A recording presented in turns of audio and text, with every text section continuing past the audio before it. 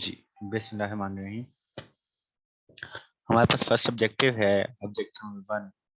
If norm 1 is equivalent to norm 2 in a norm space X, then इनमें से कौन सा ऑप्शन ठीक होगा। ठीक है, वो कहता है कि आपके पास दो नॉर्म्स हैं और इन दो नॉर्म्स आपस में इक्विवेलेंट कब होंगी, जब इनमें से कौन सा रिलेशन ठीक होगा, ए बी सी और डी। तो हम इक्विवेलेंट नॉर्म को देख लेते हैं कि लेट करते हैं एक्स क्या है, एक नॉर्म लीनियर स्पेस है। कल हमने ब्रीफली डिस्कस किया था कि लीनियर स्पेस क्या होती है और नॉर्म्ड लीनियर स्पेस क्या होती है। आपको रिवाइज करने के लिए और अपने रिवाइज करने के लिए मैं बता दूं कि लीनियर स्पेस को वेक्टर स्पेस का नाम दिया गया है और इसके लिए हमारे पास 5 प्रॉपर्टीज थी, जिनमें एक अबिलियन की थी और एक आइडेंटिटी की, दो हो गई, और बाकी दो कम्यूटेटिव थी और एक एसोसिएटिव प्रॉपर्टी थी। ठीक है, कम्यूटेटिव एक थी मल्टीप्लिकेशन के हवाले से, एक एडिशन के हवाले से।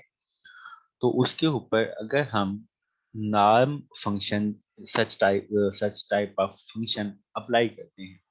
अब ये जो नॉर्म फंक्शन था ये चार कंडीशन फुलफिल कर रहा था।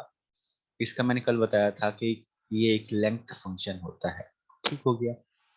तो let x be a normed linear space. X set जो लीनियर स्पेस की भी सारी प्रॉपर्टीज और नॉर्म स्पेस की भी सारी कंडीशन फुलफिल कर रहा हो, एक ऐसा सेट है। और नॉर्म 1 एंड नॉर्म 2 भी टू नॉर्म्स ऑन एक्स, उसी एक्स के ऊपर दूसरी दो नॉर्म्स हैं, नॉर्म 1 और norm 2। The norm 1 is said to be equivalent to norm 2 if there exist positive real numbers a and b such that के ये कंडीशन फुलफिल कर रहे हो। ठीक हो गया जी। अब कंडीशन को अगर हम बगौर देखते हैं तो x1 x2 के, मतलब x नॉर्म 1 जो है ये इक्वलेंट होगा x नॉर्म 2 के अगर x नॉर्म 2 को a से मल्टीप्लाई करें और x नॉर्म 2 को b से मल्टीप्लाई करें। ठीक हो गया। तो a से मल्टीप्लाई करने पे उसका आंसर x1 नॉर्म से लेस देन होगा और b से मल्टीप्लाई करने पे उसका आंसर उससे ज्यादा होगा। समझ आ रही है बात की ना। फॉर एग्जाम्पल जैसे कि हम कह सकते हैं कि एक नंबर है, अगर हम नंबर्स की मिसाल देते हैं ना जी, तो ए और बी दो नंबर्स हैं। ठीक हो गया। अब ए नंबर है 2 और बी नंबर है 5। ठीक है। और नॉर्म जो x2 है सेकंड नॉर्म है। फॉर एग्जाम्पल ये आपको समझाने के लिए मैं बोल रहा हूँ कि हमारे पास अगर ए जो नंबर है 2 है और बी जो नंबर है ये 5 है। ठीक है। और जो हमारे पास नॉर्म 2 है जिसको हम x2 का नाम दे देते हैं। ठीक हो गया। और ये हमारे पास इक्वल है फाइल नंबर 2 के। और इसी तरह जो नाम x1 है तो ये इसको हम कह देते हैं कि दैट इज इक्वल टू 5, या इसको हम 6 का नाम दे देते हैं। ठीक हो गया जी। अब हमने क्या करना है कि 2 को नॉर्म 2 के साथ मल्टीप्लाई करते हैं। ठीक है जी। सो 2 टू द 4, तो आपके पास इसका आंसर आ जाता है 4। और दैट इज लेस देन और इक्वल टू x1 नॉर्म क्या है 6 है। और इसी तरह हम b को मल्टीप्लाई करते हैं नॉर्म 2 के साथ जो कि 5 है। 5 multiply 2 that is equal to 10।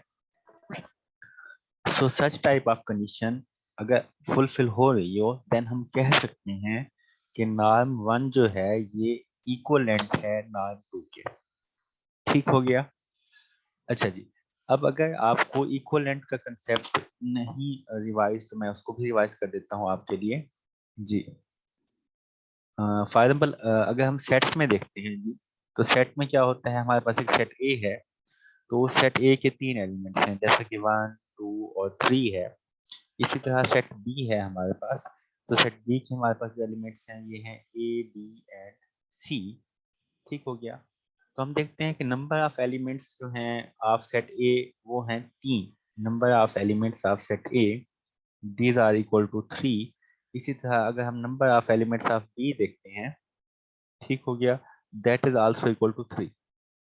तो नंबर ऑफ एलिमेंट्स अगर सेट के इक्वल होते हैं देन हम कह सकते हैं कि A is equivalent to B. A जो है वो बी के इक्वलेंट है।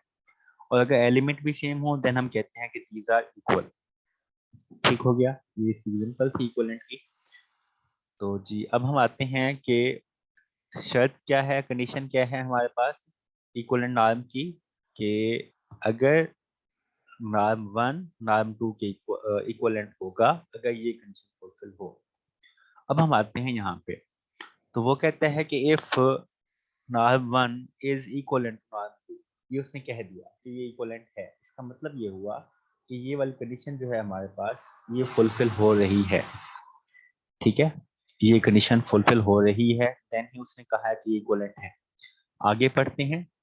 देन अब क्या रिजल्ट बनेगा जी, इसको हम सॉल्व कर लेते हैं और देखते हैं कि क्या हमारे पास कोई रिजल्ट आ सकता है।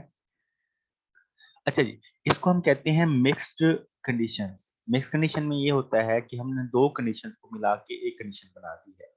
अब दो कंडीशंस कौन सी हैं, हमारे पास कुछ इस टाइप की कंडीशन बन जाती है कि एक कंडीशन ये थी हमारे पास, ठीक हो गया, कॉमा, और या हम नीचे ही लिख देते हैं, और दूसरी कंडीशन ये थी, तो हमने इन दोनों को मिला के क्या कर दिया, एक ही कंडीशन लिख दिया। तो that is called mixed fraction, mixed conditions, mixed inequality.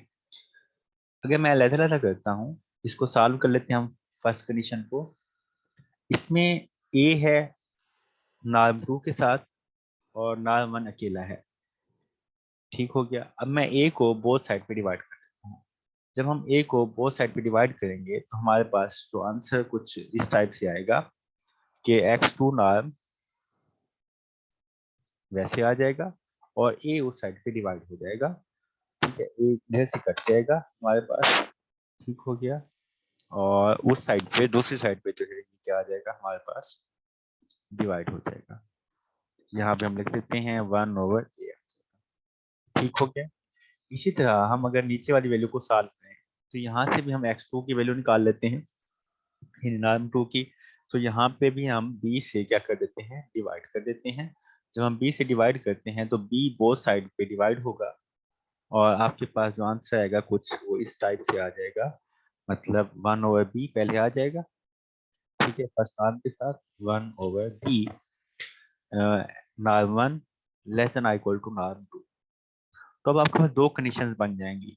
एक कंडीशन में ये है कि नॉर्म टू जो है वो 1/a1 से छोटा है, नॉर्म वन से, और दूसरी कंडीशन ये है कि 1/b1 ये छोटा है नॉर्म टू से। अब अगर इसकी हमने मिक्स कंडीशन बनानी होगी तो वो कुछ ऐसे बनेगी कि पहले हम छोटा एलिमेंट लिख लेते हैं, दैट इज इक्वल टू के 1/b जो है वो नॉर्म टू से छोटा है, और देन 1/नॉर्म वन ये उससे बड़ा है, so we can write it as that is greater than from norm 2। अब हम यहाँ पे लिख देते हैं जी। अब कंपेयर करना है हमने। अब हमारे पास रिजल्ट गिवन ये था, a norm 2 less than equal to norm 1 less than equal to norm 2 के साथ हमने b को मल्टीप्लाई किया था। a और b कोई पॉजिटिव नंबर्स हैं।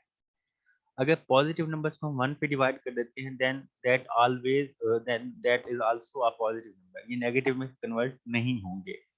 अगर हम उसको 1 पे डिवाइड करते हैं तो किसी भी सूरत ये नेगेटिव में इसका आंसर नहीं आता, चाहे ए और बी की वैल्यू जो भी हो।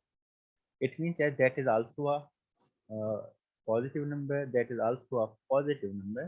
तो इस पॉजिटिव नंबर को हम कोई और नाम दे देते हैं, फॉर एग्जाम्पल हम इसको सी का नाम दे देते हैं और 1/a जो है इसको हम डी का नाम दे देते हैं, ठीक हो गया। So we can write it as 1/b is equal to C and same as 1/a is equal to D, ठीक हो गया। अब अगर x नॉर्म वन दरमियान में था तो हमने कहा norm one is equivalent to norm two. अब नॉर्म टू दरमियान में है और नॉर्म वन इधर उधर है, तो it means that norm two is equivalent to norm one, ठीक है। नॉर्म वन दरमियान में था, बिटवीन में था, तो हमने कह दिया। इट मींस दैट कि हमारे पास जो इसका आंसर आएगा वो ये आएगा कि आपके पास जो है नॉर्म टू है वो भी इक्वलेंट होगी नॉर्म वन के। अगर नॉर्म वन नॉर्म टू की इक्वलेंट है तो नॉर्म टू जो है वो नॉर्म वन के इक्वलेंट, ठीक हो गया। तो आई होप सो ये क्लियर हो गया होगा आपको, इसकी मेथडोलॉजी भी तो ये लिख ली है हमने यहाँ पे जी। ऑब्जेक्टिव टू पे आते हैं। In a norm space x, x n approaches to x, इसका क्या मतलब है। and yn approaches to y implies that what is meant by that xn approaches to x. इसका मतलब ये है कि xn पे हमारे पास आंसर xn क्या है, सीक्वेंस है, ठीक है। अब सीक्वेंस क्या होती है वो आपको आइडिया है। Sequence is a function whose domain is a set of positive integer। अब फॉर एग्जाम्पल मैं आपके सामने एक सीक्वेंस लिखता हूँ, जैसे कि हम कह देते हैं 1/n, ठीक हो गया। अब इस सीक्वेंस में हम n को 1 पुट करते हैं, ठीक हो गया। तो हमारे पास 1/1 दैट इज इक्वल टू 1। इसी तरह हम n को 2 पुट करते हैं यहाँ पे, सो हमारे पास जो आंसर आता है दैट इज 1/2, तो दैट इज इक्वल टू 0.5, ठीक है। इसी तरह जब हम n को 3 पुट करते हैं तो इट मीन्स दैट कि हमारे पास इसका आंसर जो आएगा वो आएगा 1/3, तो that is equal to 0.33 up to. So हम देख रहे हैं कि जैसे जैसे हम डोमेन बढ़ाते जा रहे हैं हमारे पास आंसर कम होता जा रहा है, ठीक हो गया। इट मीन्स दैट कि सीक्वेंस की जो रेंज है ये कम से कम होती जा रही है, कम होती जा रही है। It means that become a convergent sequence, converge कर ये किसी एक पॉइंट पे, ठीक हो गया। So for that purpose we put n is equal to infinity. तो हम चेक करते हैं कि ये किस पॉइंट को कन्वर्ज कर रही है, ठीक हो गया। तो हम इंफिनिटी पुट कर देते हैं, तो हमारे पास आंसर आता है 1/infinity। तो 1/infinity is equal to 0। It means that कि इनफिनाइट टर्म पे हमें आंसर जो मिल रहा है वो क्या मिल रहा है, 0 मिल रहा है। इसका मतलब ये हुआ कि ये जो सीक्वेंस एक्स एन सीक्वेंस है ये कन्वर्ज कर रही है पॉइंट 0 को, ठीक हो गया। ये सुकड़ के कहाँ बन रही है, 0 बन रही है। और इसका आंसर 0 कब आएगा, जब हम लिमिट पुट कर देंगे n अप्रोचेस टू इंफिनिटी, ठीक हो गया। अच्छा, अब बात सीक्वेंसेस ऐसी होती हैं जहां इंफिनिटी पुट करने से अनडिफाइंड आंसर आता है। तो अगर आपको याद हो या जिन्होंने पहला लेक्चर लिया हुआ है तो उसमें हमने यही सीखा था कि अनडिफाइंड को डिफाइंड कैसे बनाना है हमने ना। तो उसको डिफाइंड बना के देन आपने आंसर लिखना है। ये ना हो कि आप कह देंगे जिसका आंसर तो आता ही इंफिनिटी है, तो ऐसा बहुत सारे सीक्वेंसेस में नहीं होता।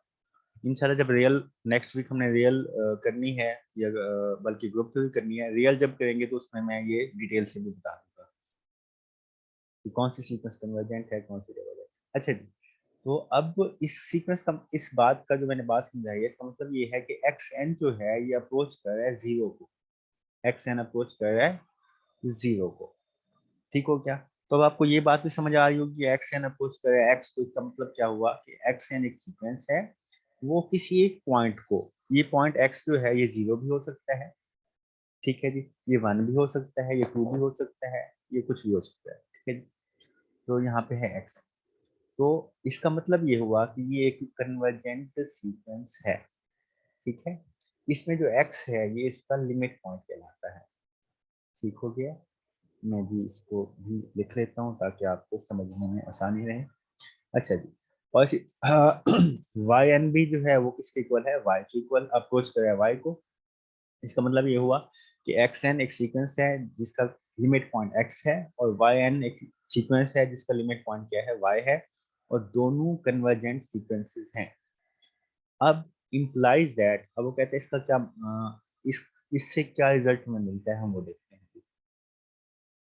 सबसे पहले मैं एग्जांपल कॉपी कर लूँ आपके लिए, और कुछ डेफिनेशन भी मैंने लिखी हुई हैं, ये आप देख लेंगे। जैसे कि पहली डेफिनेशन है कन्वर्जेंट सीक्वेंस की, a sequence of points of norm space is said to be convergent to x belong to x। मतलब x एक सेट है जो कि नॉर्म स्पेस है, जो कि सारी कंडीशन फुलफिल करता है, जो हम कल डिस्कस कर चुके हैं। हमने उसमें से एलिमेंट लिया है, ठीक हो गया। If for each epsilon greater than 0 एक पॉजिटिव नंबर है, पॉजिटिव नंबर का मतलब ये होता है कि 0 से ग्रेटर हो, ठीक हो गया। 0 से लेस देन नेगेटिव होते हैं और 0 के इक्वल वाला 0 नंबर ही होता है। There exist a positive integer, एक पॉजिटिव इंटीजर है जिसको हम एन नॉट का नाम देते हैं। अच्छा, ये कंडीशन ना हमें कभी समझ नहीं आई थी ना कि ये क्यों लिखा जाता है नॉट वाई क्या है कैसे है। इसका मतलब ये है कि हमारे पास जितने भी हम सीक्वेंस लिए ना एक्स एन, तो वो एन इन्फिनिटी नहीं होगा। इसका मतलब ये है कि एन जो है वो कोई भी हमारे पास पॉजिटिव नंबर होगा और वो एन नॉट से बड़ा है। एन नॉट मतलब ये है कि that is a positive natural number.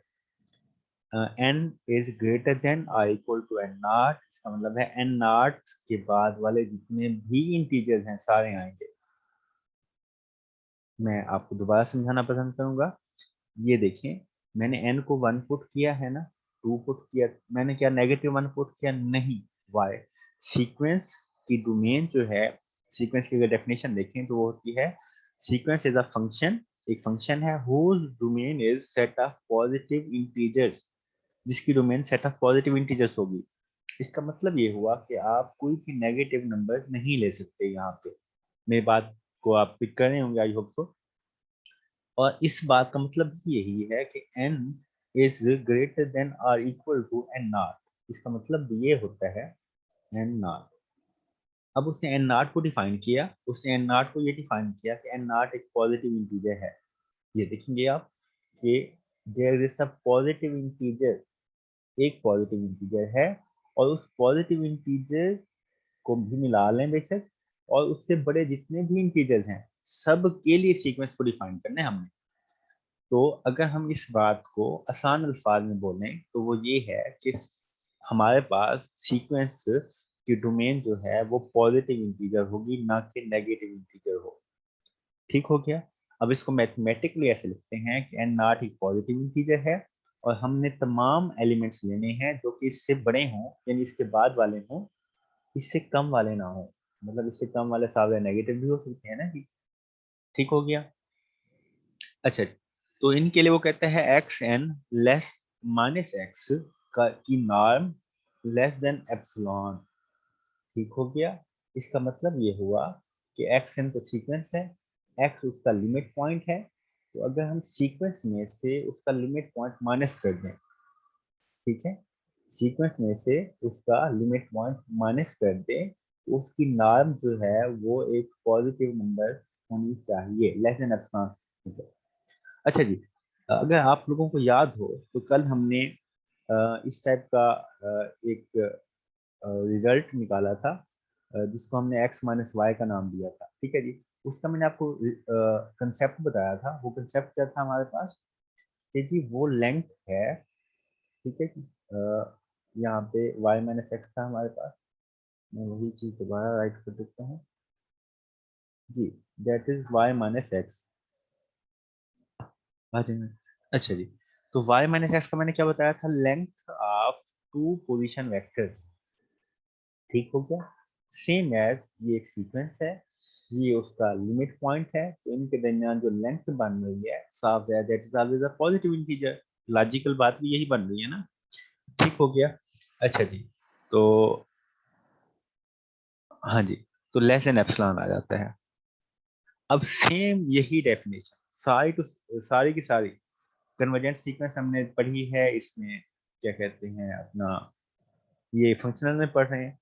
अगर हम रियल एनालिसिस में पढ़ते हैं सारी डेफिनेशन सेम होती है, बस उसमें क्या फर्क होता है, उसमें हमारे पास जस्ट मॉड आ जाता है। ठीक है? और उसका लिखा हुआ होता है x n minus limit point, x n minus limit point. यहाँ पे एक्स लिखा हुआ था, वहां पे एल होता है, L is limit point, x is also limit point, less than epsilon. ये अगर आप पढ़ेंगे इसमें रियल एनालिसिस में ऐसे होगा। ठीक है? इसी तरह अगर आप मीट्रिक स्पेस में पढ़ते हैं, ठीक है जी, मीट्रिक स्पेस हमने डिस्कस की है, उसमें भी होती है कन्वर्जेंट सीक्वेंस। उसमें होता है डिस्टेंस ऑफ एक्स एन, ठीक है, माइनस एक्स, और माइनस नहीं होता उसमें, वो कामा होता है कि वो डिस्टेंस पॉइंट होता है, एक्स नॉट क्या कहा था हमने उसको, इनिशियल पॉइंट। तो ये जो है ये भी क्या होना चाहिए? लेस देन एप्सिलॉन होना चाहिए। और ये तीन डेफिनेशन आपकी होगी। रियल एनालिसिस में ये होगा, मीट्रिक स्पेस में ये होगा, और फंक्शनल एनालिसिस में क्या होगा? नॉर्म होगा। ठीक हो गया जी? तो ये बात माइंड में रखिएगा। अच्छा जी। तो बाउंडेड सीक्वेंस क्या है? कि ऐसी सीक्वेंस जिसका ये जो हमारे पास लेस देन एप्सिलॉन पॉइंट आ रहा है ना, एप्सिलॉन पॉइंट, इसको अगर हम m का नाम दे देते हैं तो आपके पास जो लिमिट पॉइंट का और सीक्वेंस का डिस्टेंस है, लेंथ है, वो एक पॉइंट m के इक्वल आ रही है। तो वो कोई भी पॉजिटिव नंबर है, ठीक है जी, और रियल नंबर है, तो m क्या होगा, उसका लिमिट पॉइंट कहलाएगा और ये सीक्वेंस बाउंडेड सीक्वेंस कहलाएगी। इसी तरह काशी सीक्वेंस थी, उसमें ये था कि अगर दो सीक्वेंसेस की लेंथ लेते हैं तो वो पॉजिटिव इंटीजर आनी चाहिए, ये काशी सीक्वेंस कहलाती है। इसी तरह बनाफ स्पेस है, वो कहते हैं कि norm space in which every Kashi sequence converge, तो जितनी भी काशी सीक्वेंसेस उसके अंदर होंगी तो हम क्या कहते हैं, ऐसी नॉर्म स्पेस को हम कहते हैं बनाफ स्पेस। ठीक हो गया। ये डेफिनेशंस हर सब्जेक्ट में सेम टू सेम ऐसे ही है, कोई चेंज नहीं है। अब हम वापस आते हैं अपनी ऑब्जेक्टिव पे। हमारी ऑब्जेक्टिव क्या थी कि एक्स एन अप्रोच कर रहा है एक्स को, इसका मतलब मैथमेटिकली अगर हम देखें,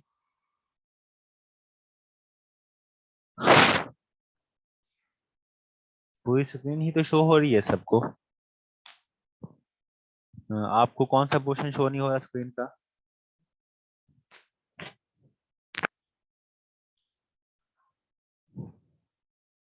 जी। अब पहली बात है कि एक्स एन अप्रोच कर रहा है एक्स को, तो इसको मैथमेटिकली अगर हम लिखेंगे तो इसका मतलब ये हुआ कि हमारे पास जो नॉर्म है एक्स एन का और एक्स का, वो लेस देन एप्सिलॉन होगा। ठीक हो गया जी। हम लिखते हैं नॉर्म,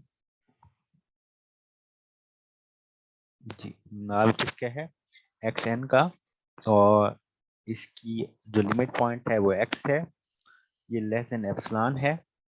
ठीक हो गया जी। ये पहली बात का मतलब ये हुआ। सेकंड बात का मतलब क्या हुआ, सेकंड बात देखते हैं। सेकंड बात जो लिखी हुई है ऑब्जेक्टिव में वो है y n approaches to y. इसका मतलब ये हुआ कि जो आपके पास वाई एन है वो अप्रोच करेगा वाई को, और उसकी लेंथ भी एक पॉजिटिव नंबर होगी।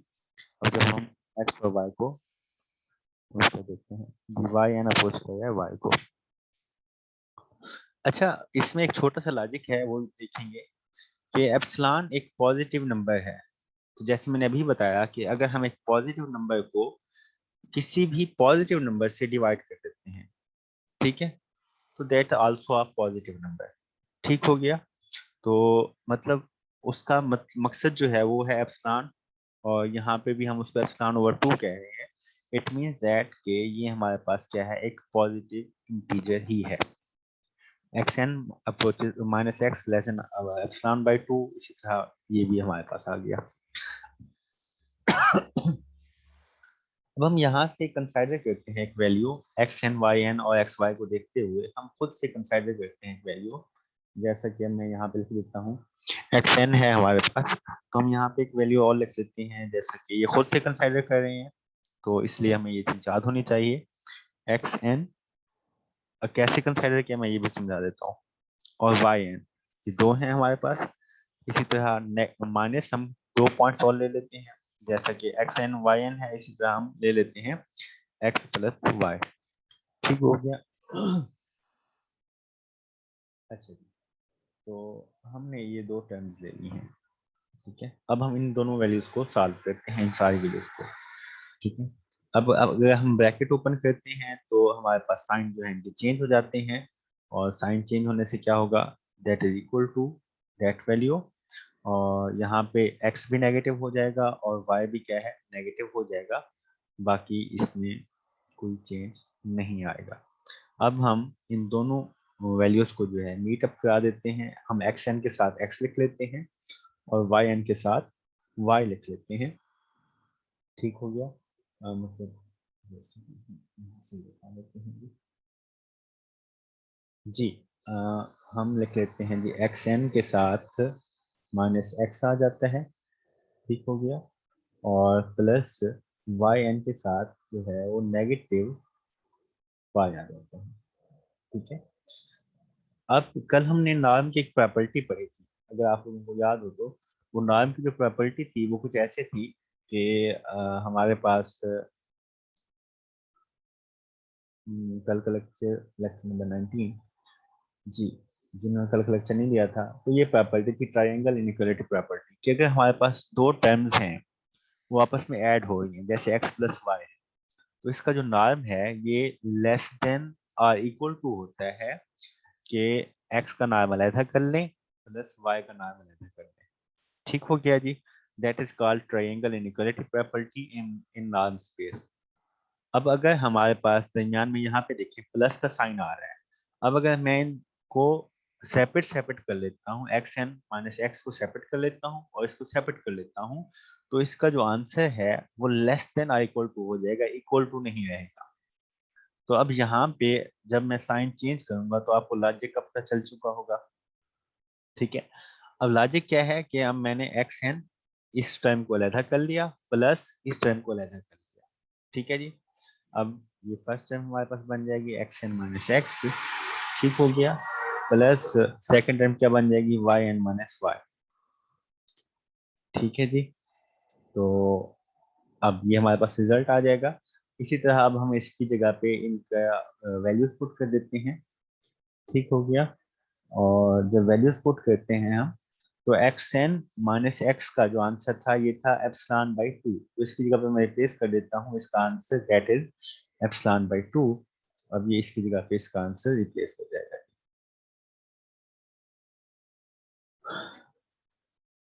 जी, इसकी जगह पे इसका आंसर आ गया same as y n minus y, इसका आंसर भी जो है ये एप्सिलॉन बाई टू आ जाता है। जब हम इन दोनों वैल्यूज को सॉल्व करते हैं तो we get answer that is equal to epsilon, जो हमारे पास इसका आंसर जो है वो एप्सिलॉन के इक्वल आ जाता है। हम कह देते हैं that is less than equal to epsilon जब हम इनको सॉल्व करते हैं। अब इसका क्या मतलब हुआ? इसका मतलब ये हुआ कि x n plus y n ये एक टर्म है, ये दूसरी टर्म है। अब इस टर्म को हम सीक्वेंस का नाम देते हैं, अगर आप कंपेयर करें उसके साथ ना एक्स एन माइनस एक्स, तो एक्स एन एक सीक्वेंस है, इसी तरह ये पूरी एक सीक्वेंस है। अब ये सीक्वेंस इस पॉइंट पे क्या कर रही है, कन्वर्ज कर रही है, that sequence converge to that sequence. अब हम देखते हैं क्या इस टाइप का कोई आंसर है जी। अगर आप पार्ट ए देखें तो इसमें लिखा हुआ है x n plus y n approach कर रहा है किसको, एक्स प्लस वाई को। ठीक हो गया। और ये है x n plus y n का नॉर्म अप्रोच कर रहा है एक्स प्लस वाई को। तो ऐसा नहीं है, अब बाय मिस्टेक हम ये भी लगा देते हैं, बट ऐसा नहीं होगा। क्यों? क्योंकि आप ऊपर क्वेश्चन को देखेंगे ना जी, एक्स एन एक्स को अप्रोच कर रहा था, वाई एन वाई को अप्रोच कर रहा था, यहाँ पे नॉर्म का कोई जिक्र नहीं है। ठीक है जी। तो आपके पास इसका आंसर जो बनेगा वो ये आंसर बनेगा। ठीक हो गया। तो टाइम जो है वो 2 मिनट बाकी हैं, तो नेक्स्ट कंसेप्ट जो हमारा है वो सॉल्व नहीं होगा, क्योंकि लास्ट हमारे पास कंसेप्ट था वो था कन्वेक्स नॉर्म स्पेस। तो इंशाल्लाह वो फिर हम नेक्स्ट लेक्चर में डिस्कस करेंगे। आज के लिए कोई क्वेश्चन है तो आप पूछ सकते हैं।